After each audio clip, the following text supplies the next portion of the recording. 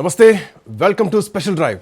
ఎన్నికలు దగ్గర పడుతున్న వేళ పశ్చిమ బెంగాల్లో రాజకీయ యుద్ధం చాలా తీవ్రంగా మారుతోంది అండ్ పొలిటికల్ ఈక్వేషన్స్ కూడా మారిపోతున్నాయి. ఇప్పటికే ఢీ అంటే ఢీ అన్నట్టుగా టీఎంసీ బీజేపీ ప్రచార పర్వం కొనసాగుతోంది. అయితే మేము సైతం అంటూ రేసుల్లోకి వచ్చారు మజ్లిస్ అధినేత అసదుద్దీన్ ఓవైసీ. 100 అసెంబ్లీ స్థానాల్లో ఎంఐఎం పోటీ చేస్తుందంటూ ఓవైసీ స్పష్టం చేస్తున్నారు. అటు కబీర్ సాబ్కు చెందినటువంటి జనతా ఉన్నయన్ పార్టీతో పొత్తు కూడా ఉంటుందంటున్నారు. మరోవైపు మజ్లిస్ పార్టీని దేశవ్యాప్తంగా విస్తరించడమే తమ లక్ష్యం అంటున్నారు అసద్. భవిష్యత్తులో ఎక్కడ ఎన్నికలు జరిగినా పోటీ చేసి తమ అభ్యర్థుల్ని గెలిపించుకుంటామంటున్నారు. అట్లాగే పశ్చిమ బెంగాల్ సీఎంగా 3 సార్లు ఎన్నికైనటువంటి మమతా బెనర్జీ ముస్లింలకు తీవ్ర అన్యాయం చేశారంటూ ఆరోపిస్తున్నారు అసదుద్దీన్. 5 లక్షల మంది ముస్లింల బీసీ సర్టిఫికెట్లను రద్దు చేశారంటూ కూడా ఆయన ఫైర్ అయ్యారు. పశ్చిమ బెంగాల్ రాష్ట్రంలో 30% ముస్లింలు ఉన్నప్పటికీ రాజకీయంగా న్యాయం జరగడం లేదంటున్నారు అసదుద్దీన్. సెక్యులరిజం పేరుతో ముస్లింల ఓట్లు పొంది అందలమెక్కేటువంటి పార్టీలకు గుణపాఠం చెప్తామంటూ కూడా ఓవైసీ మాట్లాడుతున్నటువంటి మాటలు స్పష్టంగా కనిపిస్తున్నాయి. అసద్ కామెంట్లతోటి అటు పశ్చిమ బెంగాల్ రాజకీయం మొత్తం కూడా ఒక్కసారిగా హీట్ ఎక్కింది. జై శ్రీరామ్ నినాదాలతో కమల్నాథులు, జై కాళీ నినాదంతో తృణమూల్ లీడర్లు ప్రచారం చేస్తున్నారు. ఇక ఇప్పుడు ముస్లిం కార్డు ప్రయోగించేందుకు పతంగు సిద్ధమవుతోంది. మజ్లిస్ పోటీతో ఎవరికి లాభం, ఎవరికి నష్టం, మమతను ముంచుతారా, మోడీని గెలిపిస్తారా అనేటువంటి చర్చ ఈరోజు తీవ్రంగా నడుస్తోంది, జోరుగా నడుస్తోంది. ఇన్నాళ్ళు సెక్యులరిజం పేరుతో దీదీ ముస్లిం ఓట్లను పొందారా? మెజార్టీ హిందువులు ఎటువైపు చూస్తున్నారు? గడ్డిపూల కోటకు బీటలు తప్పవా అనేటువంటి సందేహాలు సర్వత్రా వినిపిస్తున్నాయి. మాట్లాడదాం ఇదే అంశంపైన మనతో పాటు మాట్లాడడానికి ప్రొఫెసర్ శేషు గారు, అట్లాగే బండారు రామ్మోహన్ రావు గారు కూడా మనతో పాటు జాయిన్ అయ్యారు. ముందుగా Seshu sir, good evening.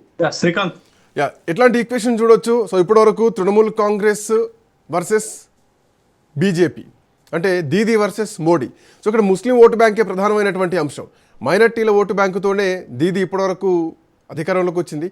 But అదే మైనారిటీలు దీదీకి వ్యతిరేకంగా ఉన్నారా? అసదుద్దీన్ ఓవైసీ పోటీ చేస్తే అక్కడ కూటమితో పొత్తుగా వెళ్తున్నారు, ఇంకొక పార్టీతో అలయన్స్తో వెళ్తున్నారు. సో ఆల్మోస్ట్ ఎన్ని స్థానాల్లో పోటీ చేసేటువంటి అవకాశం ఉంది, ఎన్ని గెలిచేటువంటి అవకాశం ఉంది, ఎంత చీలికి వస్తుంది, ఎవరికి లాభం, ఎవరికి నష్టం? శ్రీకాంత్, ఇప్పుడు భారతదేశంలో 5 రాష్ట్రాలకు ఎన్నికలు జరుగుతున్నాయి.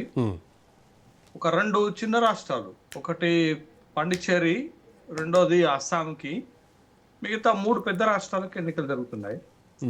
ఈ 3 పెద్ద రాష్ట్రాల్లో ఎక్కడ కూడా భారతీయ జనతా పార్టీకి అంత బలం లేదు. భారతీయ జనతా పార్టీ ఎప్పుడు గెలవలేదు ఇక్కడ. అయితే భారతీయ జనతా పార్టీ ఈసారి ఈ 3 రాష్ట్రాల్లో గట్టి ప్రయోగం చేస్తుంది, గెలవటానికి ప్రయత్నాలు చేస్తుంది. అయితే దీంట్లో మరీ ముఖ్యంగా 2 కీలక రాష్ట్రాలు, ఒకటి వెస్ట్ బెంగాల్, రెండోది తమిళనాడు.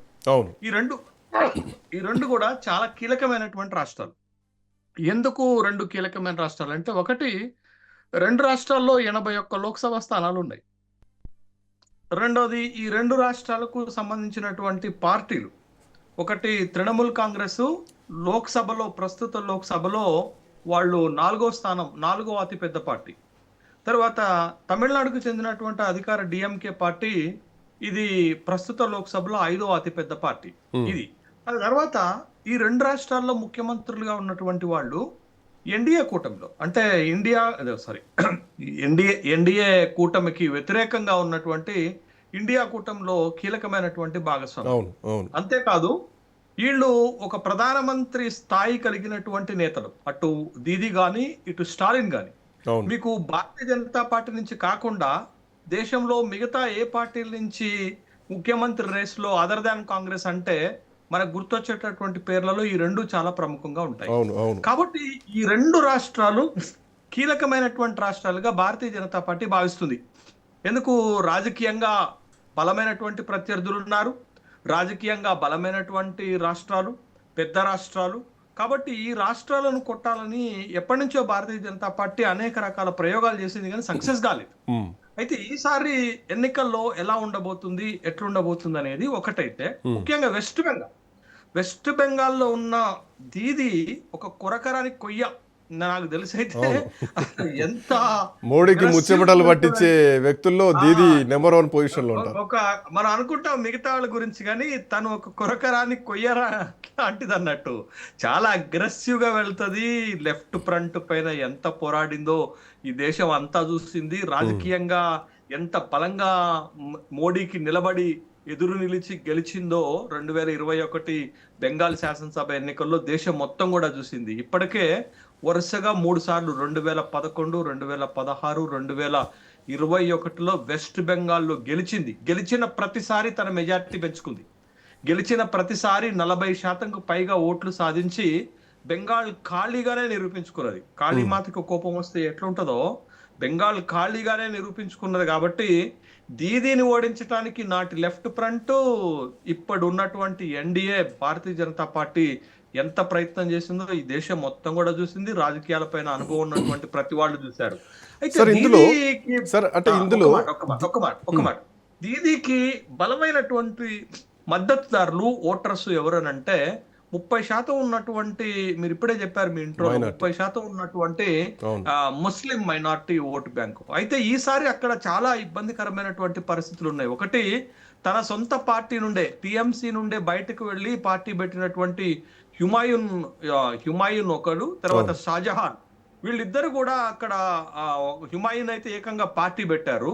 వాళ్ళిద్దరూ పార్టీ నుంచి వెళ్ళి ముస్లిం ఓటు బ్యాంకును చీలిస్తే పరిస్థితి ఏంటనేది ఒకటైతే, రెండోది అనేక రాష్ట్రాలలో ఆ ఎన్డీఏకి మేలు జరిగే విధంగా, ఇండియా కూటమికి నష్టం చేసే విధంగా ఈ పతంగి పార్టీ, ఎంఐఎం పార్టీ, మీరు మహారాష్ట్ర ఎగ్జాంపుల్ తీసుకున్నా, బీహార్ ఎగ్జాంపుల్ తీసుకున్నా, బీహార్లోనైతే ఆ ఒక సీమాంచల్ ప్రాంతంలో 5 శాసనసభ స్థానాలు గెలిచి మీకు ఆర్జేడి కూటమి యొక్క విజయావకాశాలను దెబ్బతీసింది అనేటటువంటి ఒక విశ్లేషణ కూడా మనకు కనపడుతున్న నేపథ్యంలో, ఎంఐఎం, ఈ హుమాయూన్ పార్టీ, షాజహాన్ లాంటి వాళ్ళు కలిసి మీరు బెంగాల్లో పోటీ చేస్తే ఖచ్చితంగా అది ఎంతో కొంత ముస్లిం ఓట్లలో చీలిక తెచ్చేటటువంటి ప్రభావం ఉంది.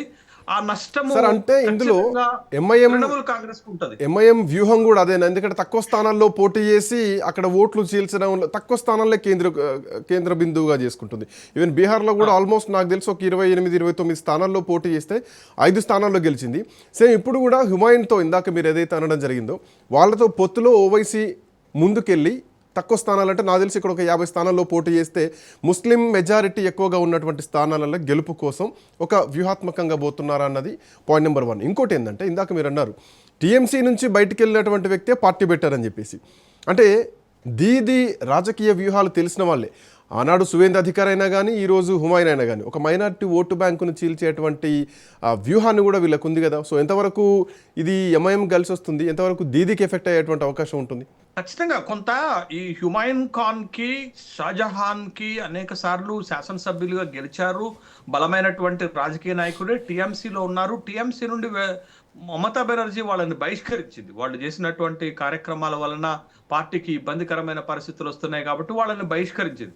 బట్ వాళ్ళు వెళ్ళి పార్టీలు పెట్టడం ఒకటైతే, వాళ్ళ వెనకాల ఎన్డీఏ, అమిత్ షా ఉన్నారు అనేటటువంటి ఒక బలమైనటువంటి ఆరోపణ మమతా బెనర్జీ చేస్తుంది. తర్వాత ఎంఐఎం పార్టీ అనేక రాష్ట్రాల్లో విస్తరిస్తుంది శ్రీకాంత్. అది మీకు మహారాష్ట్రలో విస్తరించింది, తర్వాత మొన్న జరిగినటువంటి ముంబై బృహన్నల్ మున్సిపల్ కార్పొరేషన్ లో విస్తరించింది, తర్వాత మీకు బీహార్ లో తన పట్టు నిలుపుకుంటుంది, అనేక రాష్ట్రాల్లో పోటీ చేస్తుంది. మీకు యూపీలో కూడా పోటీ బలం పెంచుకోవడానికి ప్రయత్నాలు చేస్తుంది.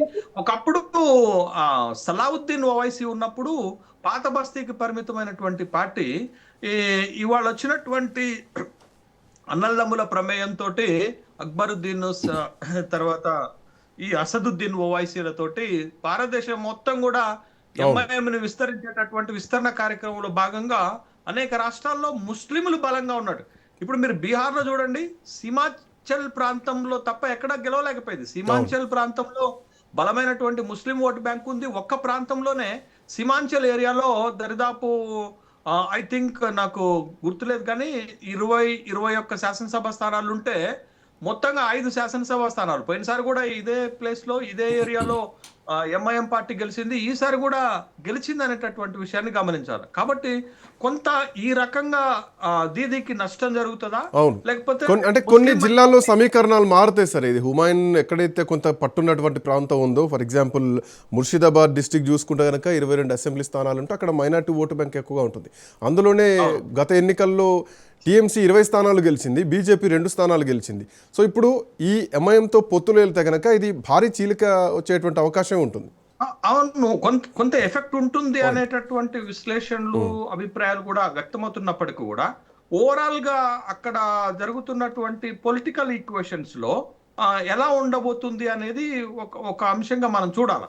బట్ ఏదైనప్పటికీ కూడా టిఎంసి చాలా బలంగా ఉన్నటువంటి ఒక ప్రాంతీయ పార్టీ అక్కడ. ఎందుకు అంటే మీరు ఇన్ని ఎన్నికలు ఎదుర్కొన్నటువంటి పార్టీ, ఇది 4వ శాసనసభ ఎన్నికలను ఎదుర్కోబోతున్నటువంటి పార్టీ. ప్రతిసారి వాళ్ళు 40% పైగా ఓట్లే సాధించగలిగారు. అందుకే మమతా బెనర్జీ ఈసారి తీసుకున్నటువంటి ఒక నినాదం ఏంటి తెలుసా? పోయినసారి ఖేలా హోబే, ఆట మొదలైంది అనేటటువంటి ఒక నినాదంతో దూసుకుపోయింది. బట్ ఈసారి వాళ్ళు తీసుకున్నటువంటి నినాదం ఏంటి అని అంటే, మీరు మాపై ఎంతైనా దాడి చేయండి, చివరికి గెలిచేది బంగ్లానే. చాలా సెంటిమెంట్, ఎమోషనల్ గా తీసుకెళ్తున్నారు. ఒక మంచి క్యాంపెయిన్ తీసుకొని మనం ఏమంటున్నాం అంటే, ముస్లిం ఓట్ బ్యాంక్ మద్దతు లేకపోయినా మమతా బెనర్జీ గెలవగలిగేటటువంటి ప్రాంతాలు కూడా ఉన్నాయి అక్కడ. కాబట్టి అంత only Muslim minority vote bank పైనే ఆధారపడి తన ప్రభుత్వాన్ని ఏమీ నడపట్లేదు, పార్టీ నడపట్లేదు. కానీ హిందువులలో కూడా బలమైనటువంటి ఓటు బ్యాంకు తనకు వైపుకు ఉంది. తర్వాత సంక్షేమ కార్యక్రమాలు, తర్వాత ఈ బలమైనటువంటి నినాదాలు. అన్నిటికంటే గొప్ప విషయం ఏంటి తెలుసా శ్రీకాంత్? మమతా బెనర్జీ ఒకప్పుడు ఒంటరి పోరాటం చేసేది, కానీ ఇప్పుడు తనకి తోడైండు అభిషేక్ బెనర్జీ. మీరు అభిషేక్ బెనర్జీ ఎన్నికల వ్యూహాలు అమిత్ షా కంటే అద్భుతంగా ఉన్నాయి. ఎందుకు చెప్తున్నాను ఈ మాట అంటే, మీకు 2024 లోక్సభ ఎన్నికల సందర్భంగా మీరు చూడండి, 2019 లోక్సభ ఎన్నికల్లో 18 లోక్సభ స్థానాలు గెలిచింది భారతీయ జనతా పార్టీ. మామూలు విషయం కాదు. 42కు 18 గెలిచింది. ఆల్మోస్ట్ ఆల్ మమతా బెనర్జీని ఈక్వల్ స్థాయిలో ఢీ కొడితే, బట్ ఆ అనుభవంతో 2024లో అభిషేక్ బెనర్జీ ఒంటి చేత్తో ప్రచారం చేశాడు, ఒంటి చేత్తో అభ్యర్థులను ఎంపిక చేశాడు, ఒంటి చేత్తోటి తన వ్యూహాలకు పదును బట్టి భారతీయ జనతా పార్టీని 12 లోక్సభ స్థానాలకే పరిమితం చేశాడు. అంటే మీకు టిఎంసి సంఖ్య పెంచాడు, భారతీయ జనతా పార్టీ సంఖ్యను తగ్గించి పడేసేటటువంటి దాంట్లో తనే స్వయంగా 9 లక్షల ఓట్ల మెజార్టీతో గెలిచాడు. అందుకే లోక్సభలో చాలా గర్వంగా చెప్తుంటాడు, మీరు ఎంత ప్రయత్నం చేసినా నేననేవాడిని నా నియోజకవర్గంలో 9 లక్షల ఓట్ల మెజార్టీతో గెలుచుకుంటూ వచ్చాను అనేటటువంటి ఒక ఛాలెంజ్ కూడా చేస్తుంటాడు. బట్ ఈ ఎన్నికల్లో కూడా మీరు చూడండి, మొన్న జరిగినటువంటి ఒక సంఘటన, మీకు వెస్ట్ బెంగాల్లో ఒక సంఘటన జరిగింది. ఏం సంఘటన జరిగింది అంటే, టిఎంసికి ఎన్నికల వ్యూహకర్తగా ఉన్నటువంటి ఐపాక్ టీం పైన దాడి జరుగుతున్నటువంటి సందర్భంలో మమతా బెనర్జీ ఇంటర్ఫేర్ అయింది, కానీ అభిషేక్ బెనర్జీ కాలేదు. అభిషేక్ బెనర్జీ ఎన్నికల ప్రచారంలోనే ఉన్నాడు. అభిషేక్ బెనర్జీ వ్యూహాలు చాలా కింది స్థాయికి వెళ్లి టిఎంసిని మరింత బలోపేతం చేస్తున్నటువంటి సందర్భంలో మమతా బెనర్జీకి ఒక బలమైన ఆయుధం దొరికింది అక్కడ, అభిషేక్ బెనర్జీ రూపంలో. కాబట్టి గట్టి ప్రయత్నం చేస్తున్నారు. బట్ ఇటు వైపు బీజేపీ వ్యూహం చూడండి శ్రీకాంత్, ఒక అబ్జర్వేషన్ మీరు చూడండి. బీజేపీలో ఇప్పుడు మీకు టిఎంసిలో ఎవరు అంటే దీది తర్వాత ఎవరంటే అభిషేక్ బెనర్జీ అని చెప్తున్నారు. అంటే అంత డిఫైన్ క్లారిఫికేషన్ ఉంటే మీకు బీజేపీకి వచ్చేసరకు స్థానికమైనటువంటి బలమైన నాయకుడు దొరకట్లేదు. అందుకని ఆ కొరతను తీర్చడానికి వ్యూహాత్మకంగా అమిత్ షా ఏం చేశారంటే, సువేందు అధికారిని తీసుకుపోయి భవానీపూర్ లో ఎన్నికల్లో నిలబెట్టాడు. ఎందుకు భవానీపూర్ లోనే సువేందు అధికారిని నిలబెట్టాడు నందిగ్రామ్ తో పాటు అని అంటే, మమతా బెనర్జీకి ఒక ఈక్వలెంట్ ఫోర్స్ ని, ఫిగర్ ని తయారు చేసేటటువంటి క్రమంలోనే సువేందు అధికారిని తీసుకుపోయి భవానీపూర్ లో నిలబెట్టారనేటటువంటి విషయాన్ని మనం గమనించాలా.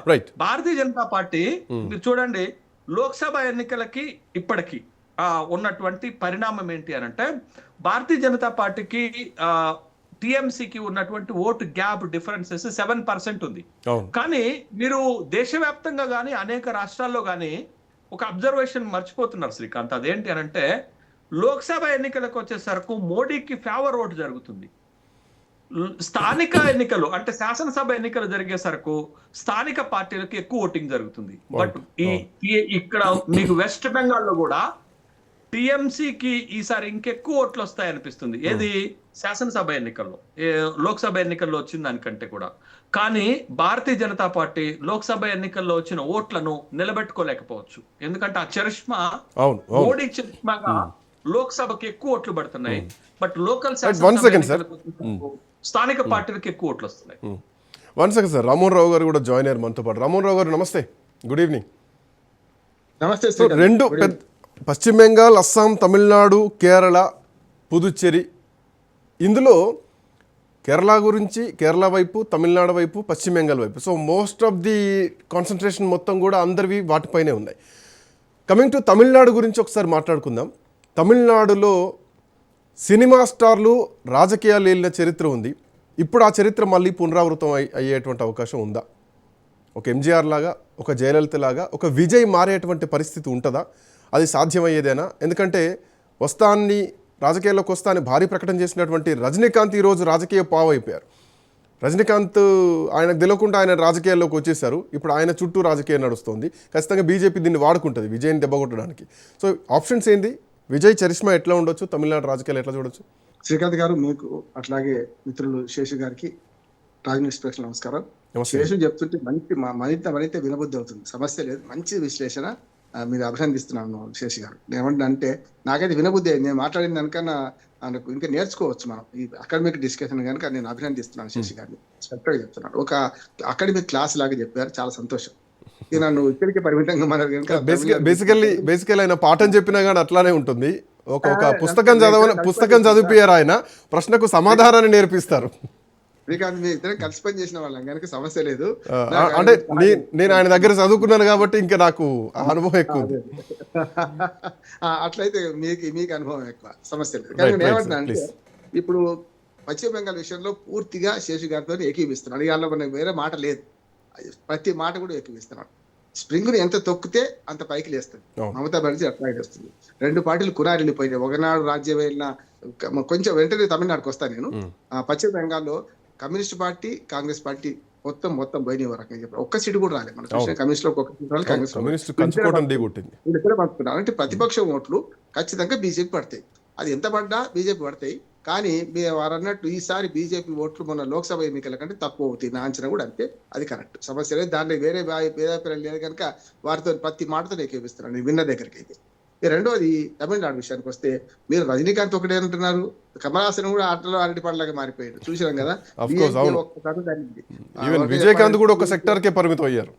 అదే కమల్ హాసన్ కూడా రాజ్యసభ సభ్యత్వం ఇచ్చిన తర్వాత ఈ కొంచెం ఏదో చేస్తారనుకుంటే 3 సీట్ల 5 సీట్ల 12 సీట్ల అనే కాళ్ళ దగ్గర ఉన్నాడు. చూస్తున్నాను ఆయన అడిగినవి చాలా ఎక్కువ, వాళ్ళు సగం కూడా ఇస్తామట్లేరు కనుక ఆయన కూడా ఇక్కడ. ఇప్పుడు చరిష్మా, మన రాజకీయ నాయకులు చరిష్మానే పనిచేస్తుంది. ఇప్పుడు నా ఉద్దేశం అంటే సినీ మన మాయ పనిచేయడం అంటున్నాను. ఎందుకంటే సరిగ్గా పవన్ కళ్యాణ్ రెండో స్టేజ్ లో అప్పుడు ఆంధ్రప్రదేశ్ లో ఎట్టా ఉన్నాడు, ఇప్పుడు విజయ్ అదే స్టేజ్ లో ఉన్నాడు. మొదటి స్టేజ్ లో ఆయన పోటీ చేయలేదు, పార్టీ పెట్టిండు. అట్లా రెండో స్టేజ్కి వచ్చే నేనే ఒంటరిగా చేస్తా అనుకున్నాడు. చూసిందా పవన్ కళ్యాణ్ ఎట్లా అయింది? 2 చోట్ల తను ఓడిపోయిండు, ఒక చోట గెలిచినా వాడు నీ గెలుపు కాదు నాదే పొమ్మన్నాడు. అయిపోయింది, ఒకటే సీట్. ఒకవేళ ఇప్పుడు పోటీ చేసినా అంతకు ముందు ప్రజారాజ్యం ఎపిసోడ్ మళ్ళీ రిపీట్ అయ్యే అవకాశం కూడా లేకపోలేదు. నేను ప్రజారాజ్యం కంటే నేను పవన్ కళ్యాణ్ ఎక్కువ పోలుస్తున్నా జనసేనతో. ఎందుకంటే మనం మాట్లాడుకున్నాం. ఇక్కడ ఏమైందంటే తను ఎటు కాకుండా పోతాడు అన్నాడు. 10-12% ఓట్లతో ఒక్క సీటు కూడా రాకపోవచ్చు. శ్రీకాంత్ స్పష్టంగా చెప్తున్నా, ఒక సీటు కూడా రాకపోవచ్చు. ఒక్కోసారి చెడగొట్టడానికి పనికి వస్తుంది. ఇటుపక్క అటుపక్క మీరు అన్నది ప్రజారాజ్యం ఉదాహరణ ఇక్కడ పనికి వస్తుంది. ఎందుకంటే వీళ్ళలో వాళ్ళని చెడగొట్టడానికి అయితే పనికి వస్తుంది అంటున్నాను. ఖచ్చితంగా ఇంకో మార్గం లేదు. అమిత్ షా కానీ మిగతా అందరికి ఇప్పటికీ ఆల్రెడీ అన్నాడీఎంకే మనకు సీట్ల పంపిణీ చేసేసుకుంది, ఉన్న పార్టీలతో చేసేసుకుంది. ఇప్పుడు ఒంటరిగా విడిచిపెట్టినట్టు లెక్క. విజయ్ ఒంటరిగా విడిచిపెట్టిన లెక్క. 3 ప్రధాన పార్టీలు, బీజేపీ తక్కువ వరకు 27 సీట్లకి పరిమితం అవుతుంది. మిగతా ఒక్క సీట్ 198 సీట్లు 178 సీట్లు ఇటు పక్కన మన అన్నాడీఎంకే చేస్తుంది. మిగతా వాళ్ళందరూ 9-10 ఆ ప్రాంతంలో ఉన్నారు. మొత్తం మీద 234 సీట్లలో వీళ్ళు పనిచేసుకున్నారు. ఇక ఎటు కాకుండా అయింది ఏంటంటే విజయ్ అంటున్నాడు. ఇటు పక్కన డిఎంకే రానియదు.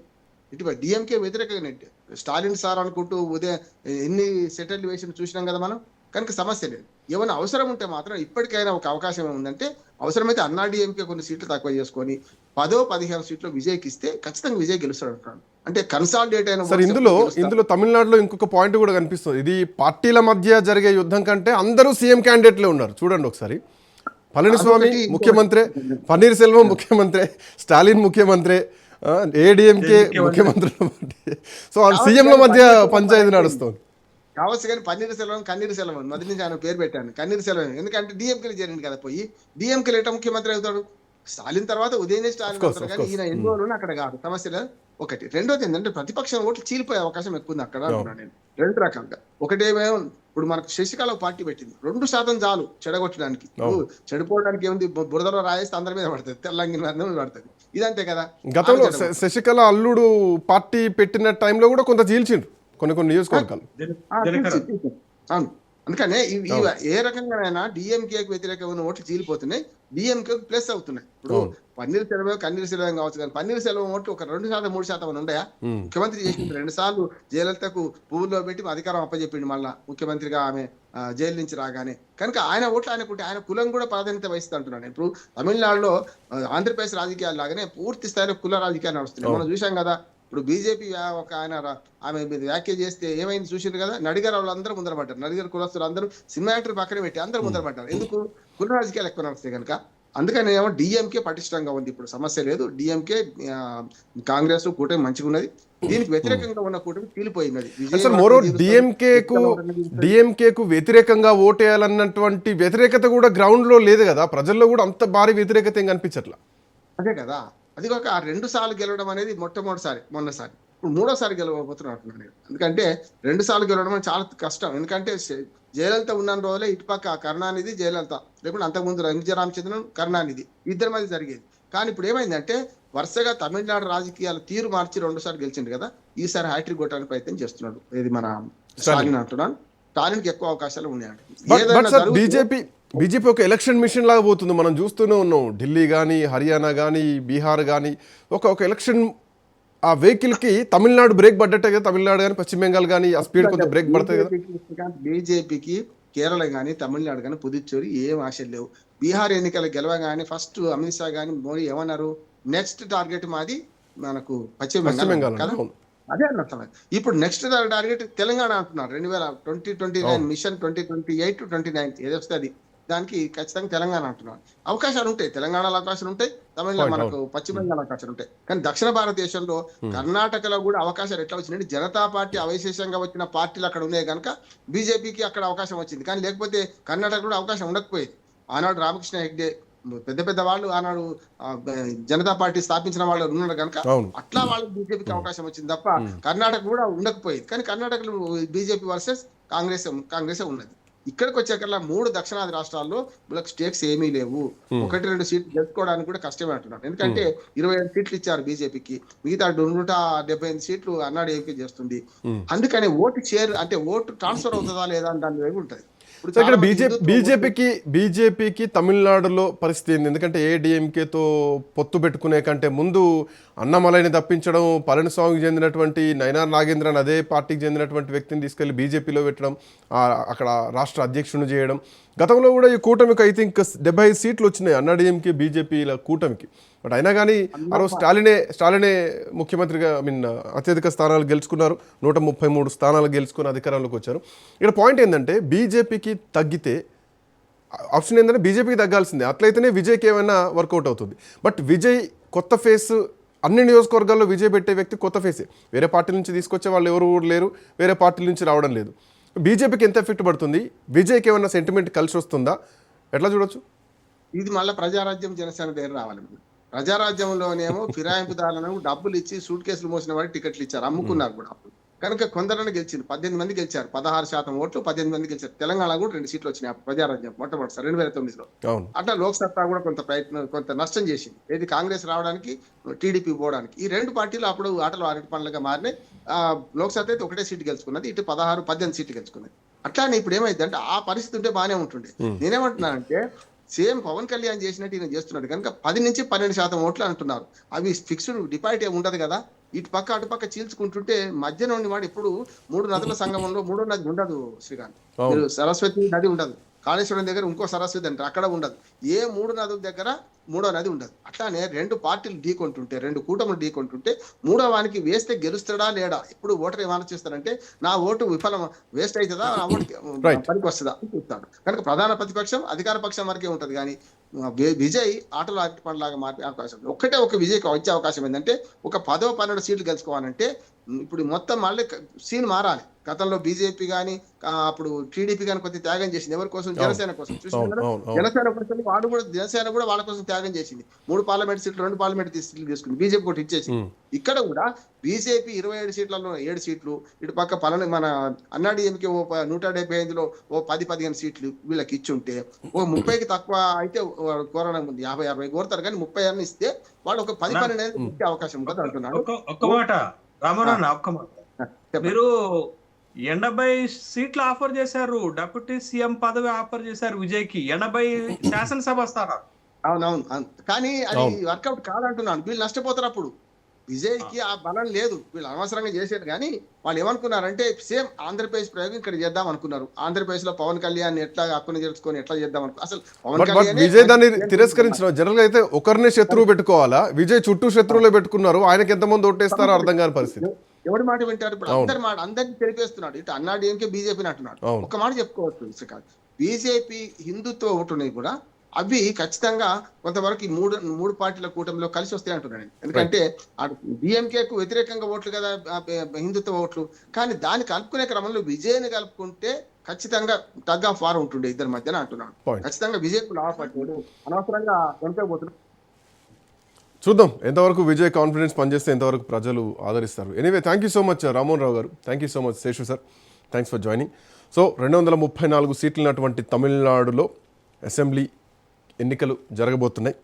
ఇక ఈ యుద్ధంలో విజయ్ పాత్ర ఎట్లా ఉండబోతోంది, ఎంతవరకు ఓట్లను చీల్చబోతున్నారు, అధికారంలోకి రావడం ఒకవైపు, గతంలో అధికారంలో ఉన్నటువంటి ఏఐడిఎంకే, ప్రస్తుతం అధికారంలో ఉన్నటువంటి డిఎంకే మీద పెద్దగా అంత వ్యతిరేకత ఏమీ లేదన్నది ప్రజల నుంచి వినిపిస్తోంది. సో ఇట్లాంటి పరిస్థితుల్లో విజయ్ చరిష్మా ఎంతవరకు పనిచేస్తుంది, ఎంతవరకు అది ఓటు బ్యాంక్ రూపంగా మారుతుంది, చూడాలి ఎట్లాంటి పరిణామాలు ఉండబోతుంది. That's all for now. Next updates continue అయితే కీప్ వాచింగ్ రాజ్ న్యూస్.